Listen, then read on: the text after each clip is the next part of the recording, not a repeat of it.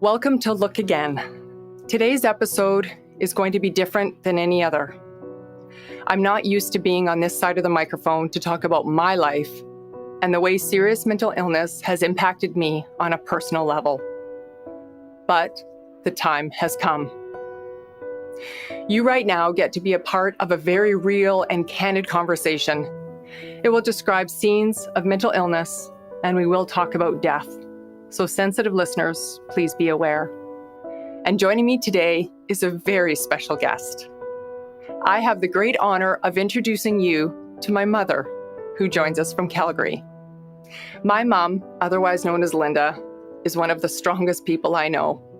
She raised 2 children on her own, went to the University of Calgary when I did. So there's nothing like carpooling to university with your own mother. And somehow managed to do it all effortlessly. Her daughters were, and still are, her life. Her youngest daughter is Carissa, affectionately referred to as Carissa Lynn, and I am 2 years older. Mom, welcome to Look Again. Okay, here we go. Thank you so much, hon. Let's paint a picture, Mom. You had 2 daughters, and we were just a tad different from each other. Why don't you describe some of our similarities and our differences growing up? Similar in that you were both tall and slim, but in all other respects, really, you were totally different. Carissa Lynn was dark hair, dark eyes, olive complexion, where on the other hand, honey, you were tall, blonde, blue-eyed, and fair complexion. Carissa also had a totally different personality. She was shy, quiet, very small circle of friends, but very close with her family, very loving. And everyone who knew her knew they were loved by Carissa. She struggled in school and was labeled as having a learning disability. I worked very hard with her, but she was able to earn her high school diploma. She was not active in sports, but she did participate in solitary activities. She was a very content and laid-back individual, whereas you, on the other hand, were quite different. You were extroverted, surrounded by friends. School came very easy. You were always the honor student, captain of your sports teams, and full of energy and very driven. Laid back is not an adjective I would use to describe you. It truly was a gift to have 2 children so different. I even realized it as you were growing up. I learned very much from each of you because you were so different. And I was so proud of everything that both of you did. Thanks, Mom. No, life was pretty normal for the 3 of us, and we had a great childhood until things started to shift. What did you start to notice with Carissa first?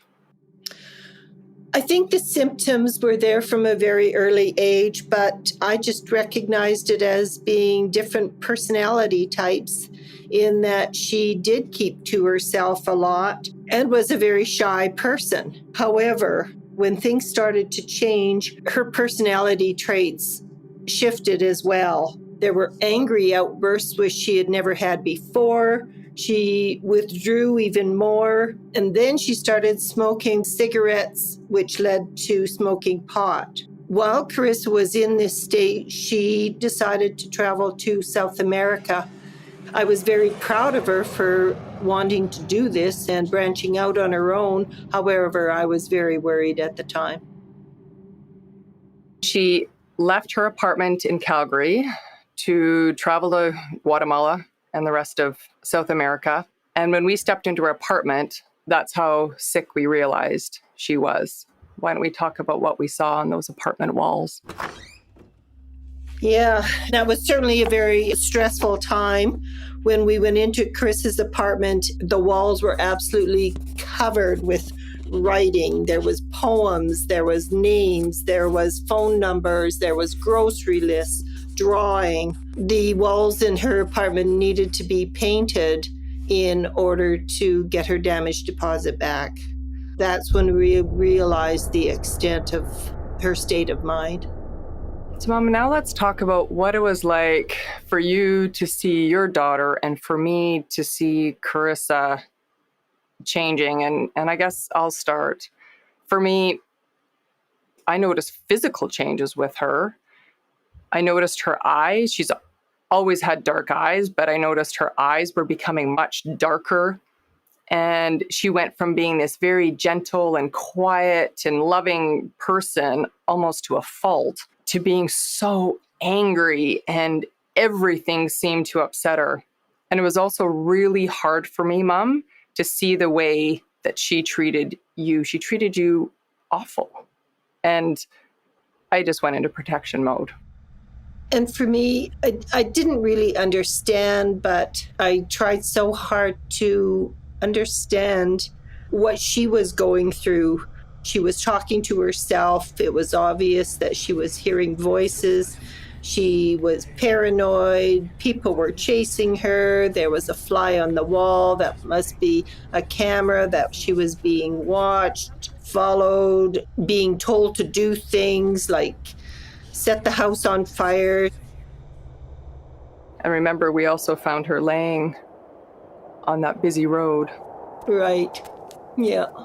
She went outside in the middle of the night again and was laying in the road.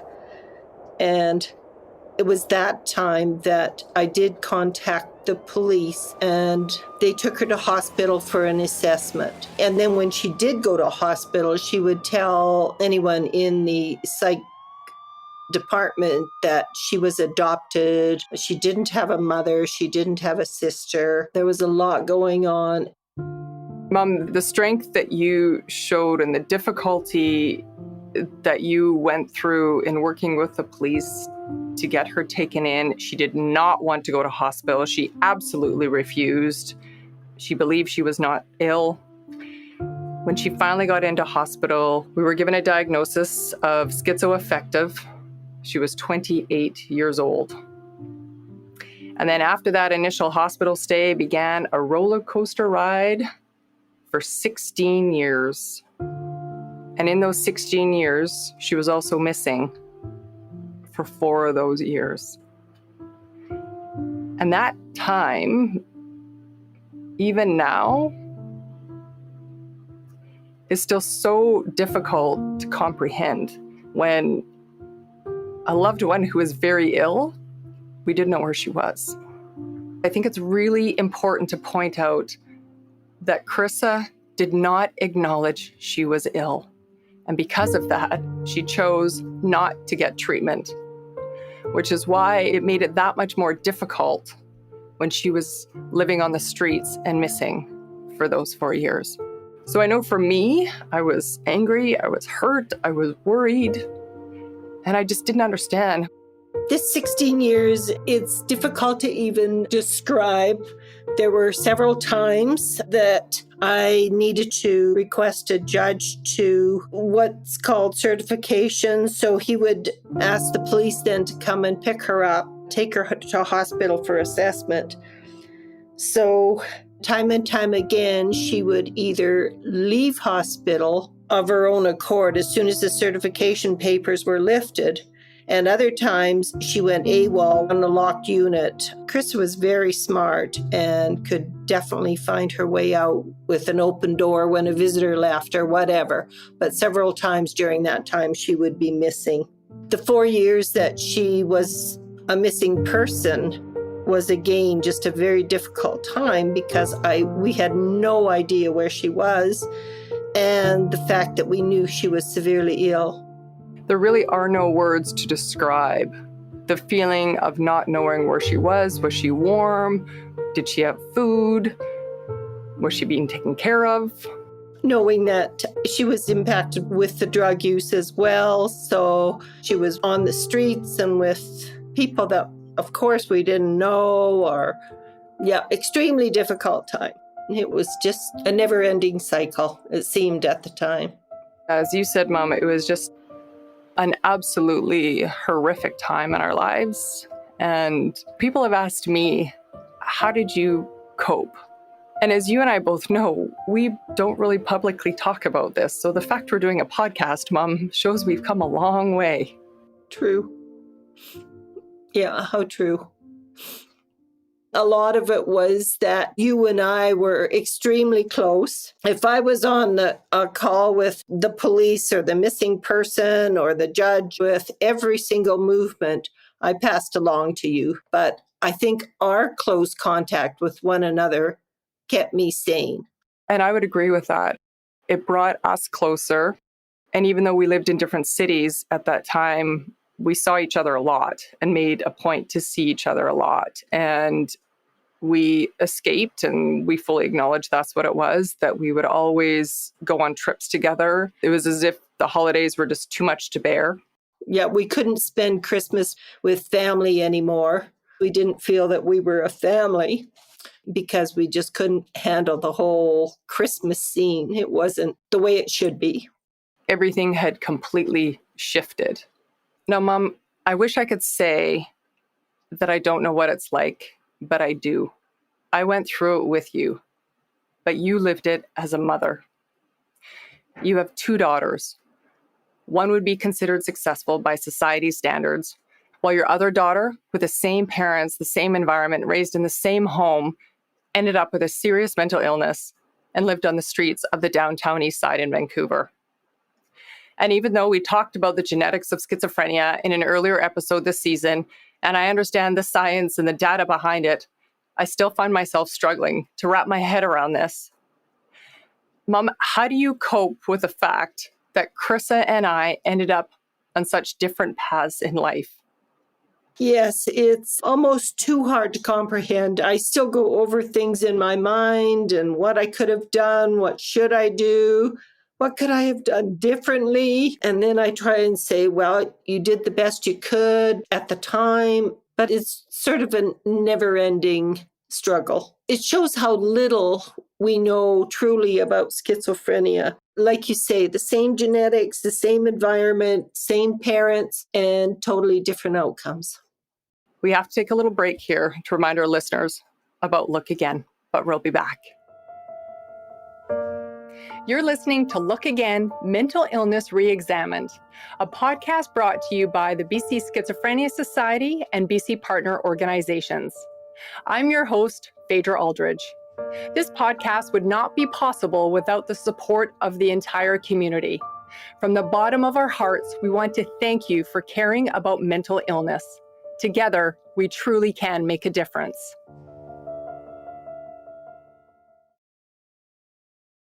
And we're back with my mom, Linda, and we are sharing our experiences of having a family member, in this case, my younger sister, my only sibling, named Carissa, diagnosed with a serious mental illness, which changed the course of our lives. Okay, Mom, let's talk about the diagnosis and how we dealt with it. We both wanted to take action, perhaps in different ways. Emotionally, we both struggled. I was hurt. I was worried. The one thing that kept me going was I looked for her until I was exhausted. I had a very good sergeant with the Calgary Police Force who was extremely good. He understood what I was going through and really helped me with my struggle to try and check the bus stations and checking drop-ins and youth centers and wherever I possibly could. So keeping myself busy in that respect. Every minute of every day, you were advocating for her. I think that's really an important part for everybody to know, that they really do need someone to advocate for them. Especially with Carissa, she did not realize her illness. So as far as she was concerned, she was making good decisions and doing what was best for her. She was free, and that's the life she wanted to lead. And at the time, it was everything she wanted. And you and I dealt with it very different.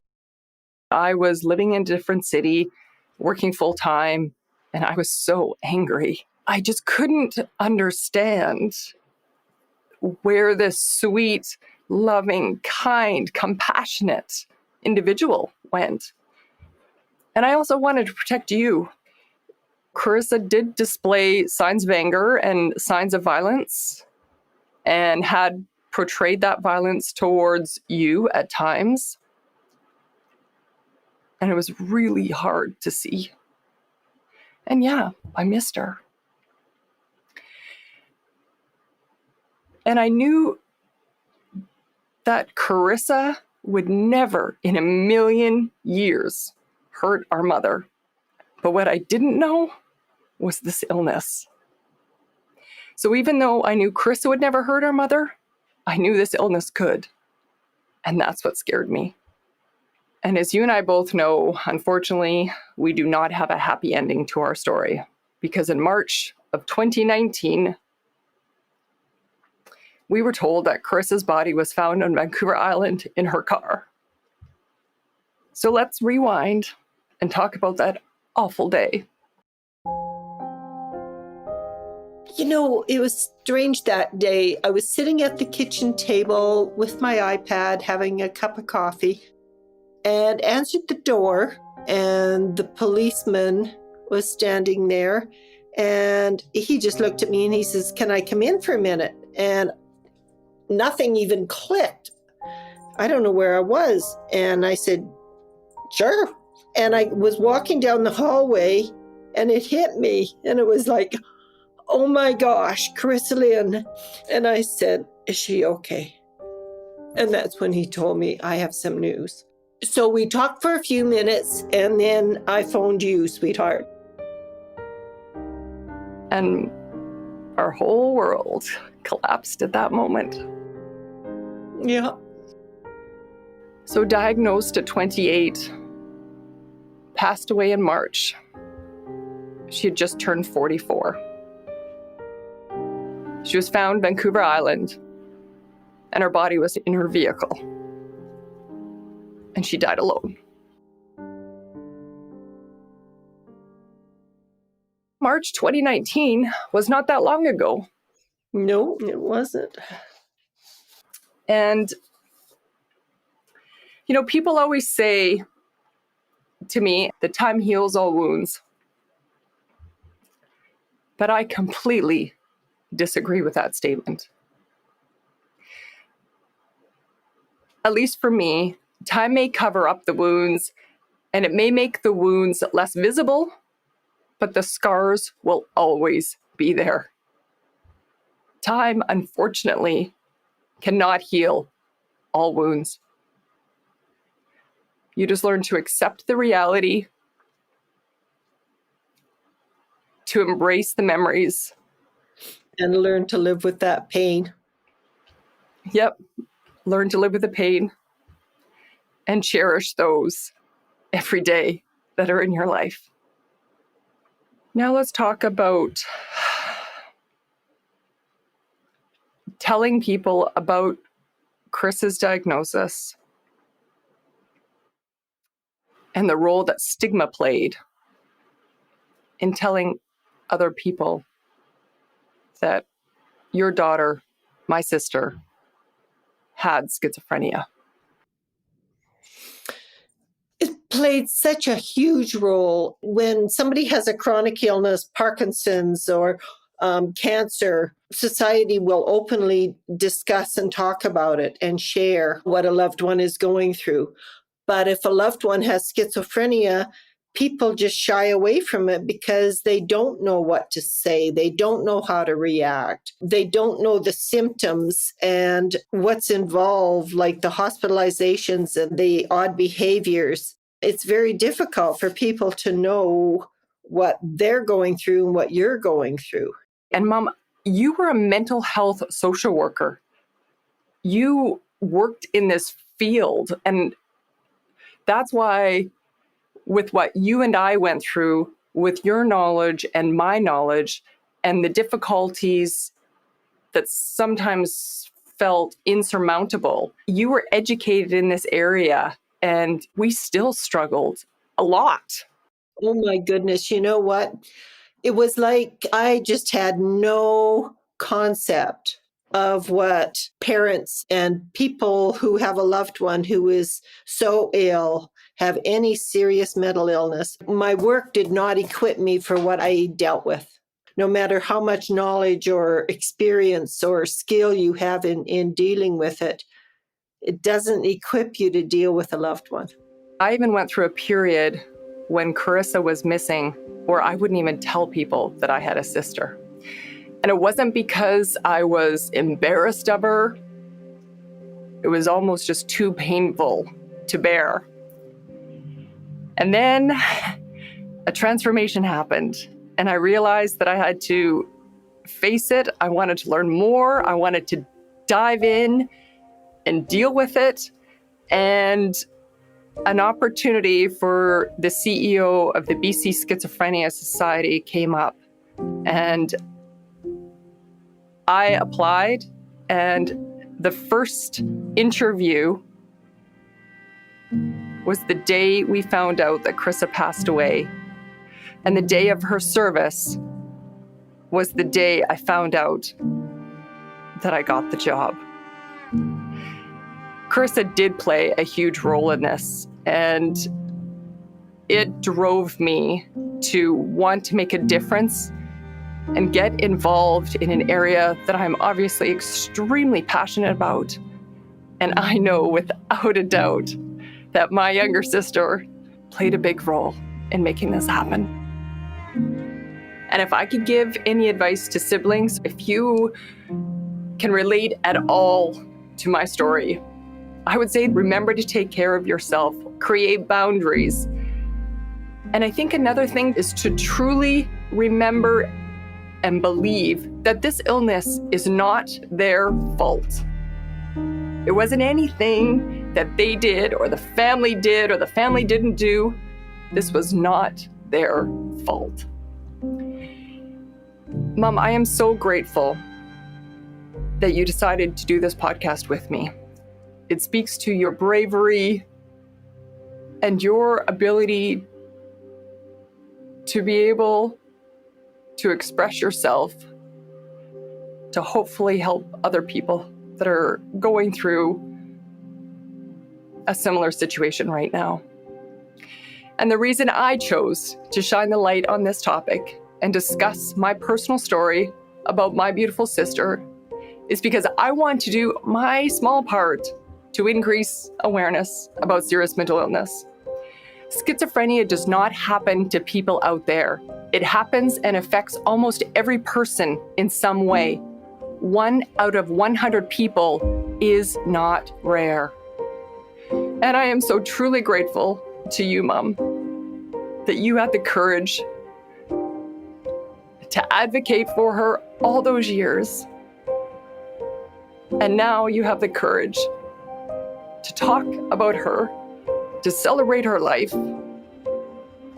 and to give your perspective of a mother who lost a child to serious mental illness. You are an incredible person, Mom. Thanks for being here. Thank you, sweetheart.